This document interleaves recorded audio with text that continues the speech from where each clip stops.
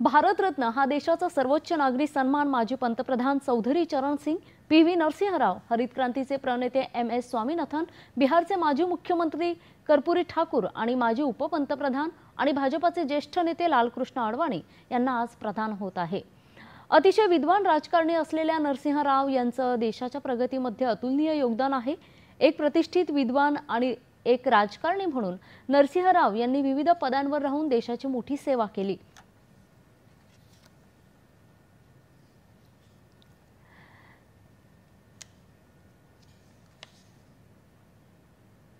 आंध्र प्रदेशचे मुख्यमंत्री, केंद्रीय मंत्री तसंच अनेक वर्ष संसद आणि विधानसभेचे सदस्य म्हणून त्यांनी केलेल्या कार्यासाठी ते तितकेच स्मरणात आहेत।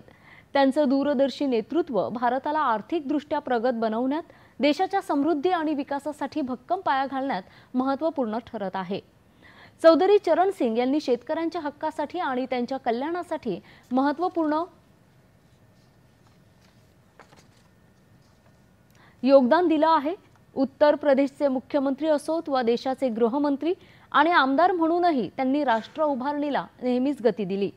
आणीबाणीच्या विरोधातही ते ठामपणे उभे राहिले।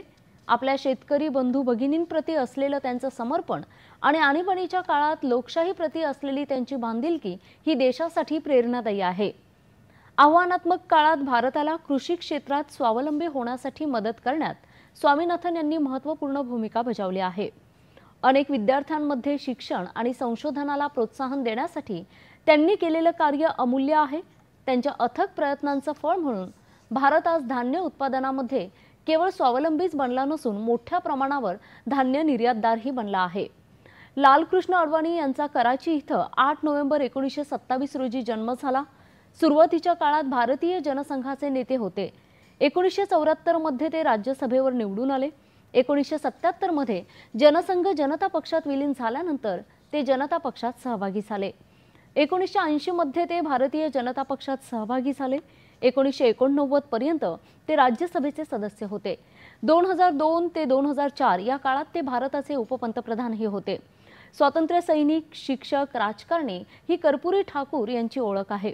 ते बिहारचे 2 वेळा मुख्यमंत्री होते। मागास आणि वंचितांच्या उन्नतीसाठी कर्पूरी यांची अतूट बांधिलकी आणि दूरदर्शी नेतृत्वानं भारताच्या सामाजिक राजकीय पटलावर अमिट छाप सोडली आहे।